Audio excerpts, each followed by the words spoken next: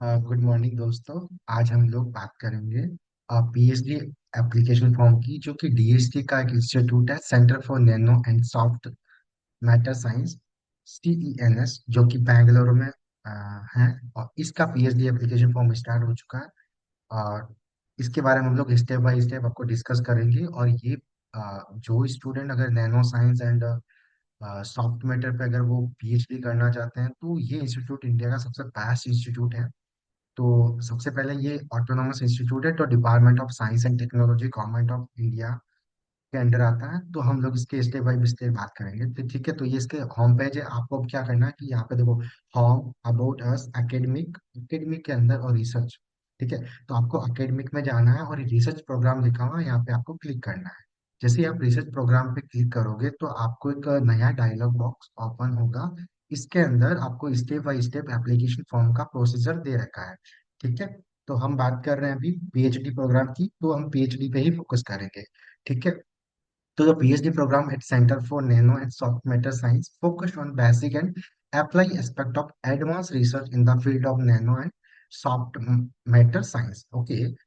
दूसरी बात है कि जो CNS, जो अभी न्यूली, पहले इनका पीएचडी फॉर्म प्रोसेस से अलग होता था। अब इनका पीएचडी जो एप्लीकेशन होता है एफिलेटेड हो गया था academic of scientific and innovation research, जिसको हम लोग ACSIR बोलते हैं। तो अब जो CENS का जो पीएचडी एप्लीकेशन है, टोटली किस पे डिपेंड हो गया? ACSIR के अंदर। Okay. Second thing, the application are invite for the student for admission to the PhD program for the January 2025 session as a junior research fellow in the following area of research.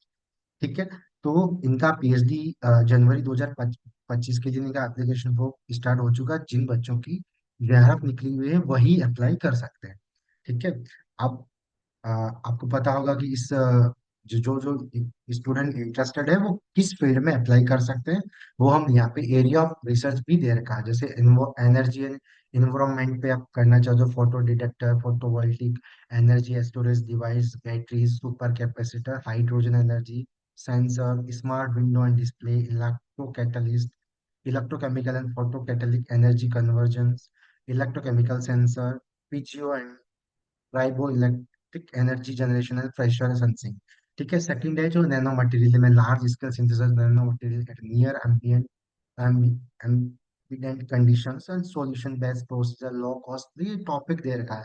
तो जो जो बिल्कुल student जो इन field में काम करना चाहता है या इसके रिलेवेंट काम करना चाहता है, वो CENS में पीएचडी एप्लीकेशन के लिए अप्रोच कर सकता है। ओके। उसके अलावा फिर अपन बात कर रहे हैं, essential qualification is given in the ACSR website। आप इस एप्लीकेशन फॉर्म फिल करने के लिए क्या एसेंशियल क्वालिफिकेशंस हैं, उस पर हम बात कर रहे हैं। तो जो स्टूडेंट बेसिक साइंस से हैं, उनके लिए MSc, और जो प्रोफेशनल कोर्स जैसे बीटेक और एमटेक, उनके लिए M Tech for a recognized university institute in physics. अब हाँ, उसके साथ कौन कौन से सब्जेक्ट वाले स्टूडेंट यहाँ अप्लाई कर सकते हैं? तो जिनका बैकग्राउंड फिजिक्स है MSc में या एमटेक में, केमिस्ट्री है, मटेरियल साइंस है, nano science and allied subject with at least 60% aggregate marks in the general category। तो जो जनरल कैटेगरी के जो स्टूडेंट है, मतलब ओबीसी और जनरल कैटेगरी, उनके लिए 60%, other 55% for SC and ST candidate. Okay. The candidate should have qualified at least in one of the national level entrance exam.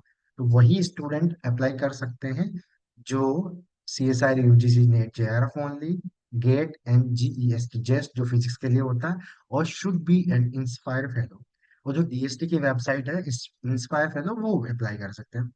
Specialization in condensed matter physics, electronics, material science, and organic, inorganic, physical, general chemistry at the master degree level is desirable।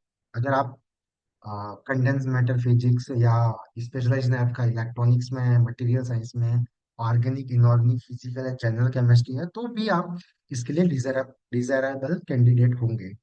And selection procedure की हम लोग बात करते हैं, तो candidate should be short list for an interview based on their performance in national entrance test.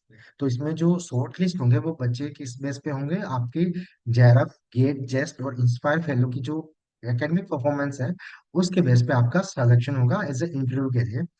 And the final selection is based on performance in interview.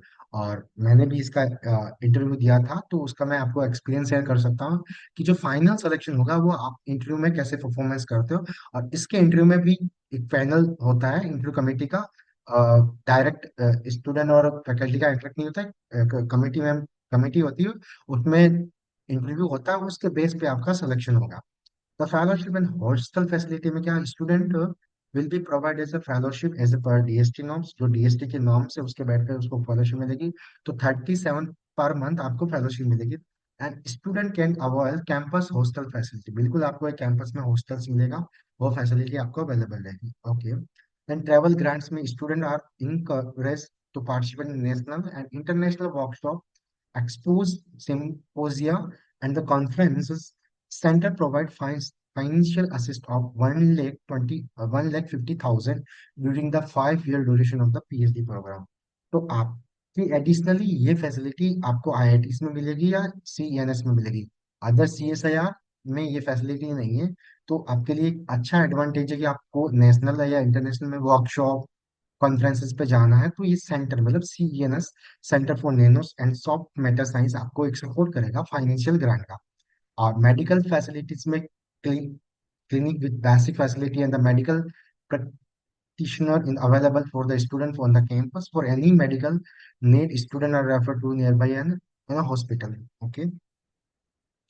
Now main important क्या, इसका application form start हो चुका है अगस्त के अंदर।